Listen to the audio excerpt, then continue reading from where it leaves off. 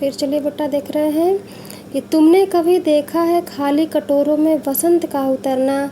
यह शहर इसी तरह खुलता है, इसी तरह भरता है और खाली होता है यह शहर।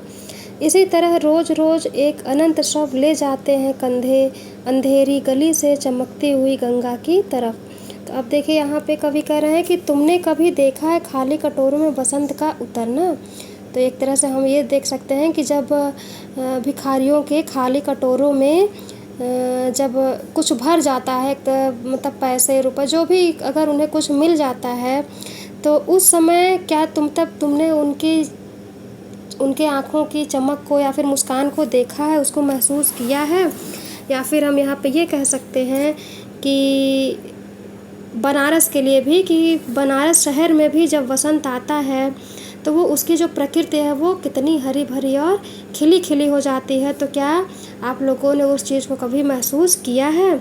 यह शहर इसी तरह खुलता है, इसी तरह भरता है और खाली होता है यह शहर। ठीक, तो ये जो शहर है बनारस शहर में, ये इसी तरह खुलता है, इसी तरह भरता है। यानी कि शहर में कभी कभी अचानक से बसंत आ जाता है, कभी कभी अचानक से लोग आ जाते हैं यहाँ पे, मतलब एक लोगों का एक भीड़ आ जाती है, कभी घूमने के लिए, कभी वहाँ रहने के लिए, और कभी कभी अचानक से खाली भी हो जाता है, यानी कि यहाँ से लोग चले भी जाते हैं। तो वही है कि यह शहर इसी तरह खुलता है, इसी तरह भरता है और खाली होता है यह शहर। इसी तरह रोज़ रोज़ एक अनंत शव ले जाते हैं कंधे अंधेरी गली से चमकती हुई गंगा की तरफ। तो अब देखिए यहाँ पे कहा गया है कि इसी तरह इस शहर में रोज़ रोज़, यानी कि प्रतिदिन कोई ना कोई, मतलब एक नया व्यक्ति अलग जगह से कंधों पे शव को लादे हुए गंगा की तरफ ले जाते हैं अंधेरी गलियों से। यानी कि विभिन्न प्रकार की जो गलियां हैं, उन गलियों से हर रोज़ कोई ना कोई किसी न किसी शव को गंगा की तरफ ले जाता है। मतलब एक तरह से यहाँ पे मोक्ष की प्राप्ति की मान्यता की बात की गई है, अंधविश्वास की बात की गई। लोगों को ये लगता है कि बनारस शहर में लोगों का अंतिम संस्कार करने से उन्हें मोक्ष की प्राप्ति होती है।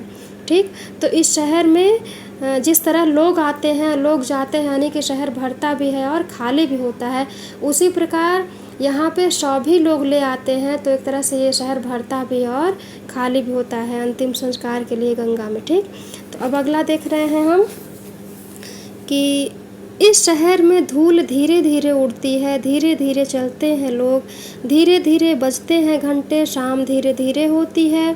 यह धीरे धीरे होना, धीरे धीरे होने की सामूहिक लय दृढ़ता से बांधे है समूचे शहर को, कि इस तरह की कुछ भी गिरता नहीं है, कि हिलता नहीं है कुछ भी, कि जो चीज़ जहाँ थी वहीं पर रखी है, कि गंगा वहीं है, कि वहीं पर बंधी है नाव, कि वहीं पर रखी है तुलसीदास की खड़ाऊँ सैकड़ों बरस से। ठीक, तो अब हम देख रहे हैं यहाँ पे जो है इसमें धीरे धीरे का जो वर्णन किया गया है बार बार। तो धीरे धीरे किस लिए कहा गया है कि ये जो शहर है इसमें ये अपनी उसी गति से, जो बहुत पहले से इसकी गति थी प्राचीन काल से, उसी अपने लय में, उसी अपनी गति में बना हुआ है और अपनी संस्कृतियों को अभी भी वो धरोहर के समान रखे हुए है। ठीक, तो अब चलिए देखते हैं, इस शहर में धूल धीरे धीरे उड़ती है। ठीक, यानी कि बनारस शहर में धूल भी धीरे धीरे ही उड़ती है। धीरे धीरे चलते हैं लोग, धीरे धीरे बजते हैं घंटे, शाम भी धीरे धीरे ही होती है। यह धीरे धीरे होना, धीरे धीरे होने की सामूहिक लय दृढ़ता से बांधे है समूचे शहर को। यानी कि जो धीरे धीरे सारे कार्य हो रहे हैं, यही धीरे धीरे का होना ही इस जो हमारा ये जो बनारस शहर है, इस बनारस शहर को बांधे हुए है। ठीक, यानी कि इस शहर में बहुत तेज़ी के साथ कोई भी आज, मतलब जो हमारा उपभोक्तावाद की संस्कृति इस समय चल रही है, तो कोई भी चीज़ इस शहर में बहुत तेज़ी के साथ नहीं हो रहा है। ठीक, तो धीरे धीरे होने की वजह से हमारा ये जो बनारस शहर वो आज भी अपनी संस्कृतियों को बांधे हुए है। ठीक, यानी कि बहुत तेज़ी से ये औद्योगिक विकास की तरफ नहीं बढ़ रहा है।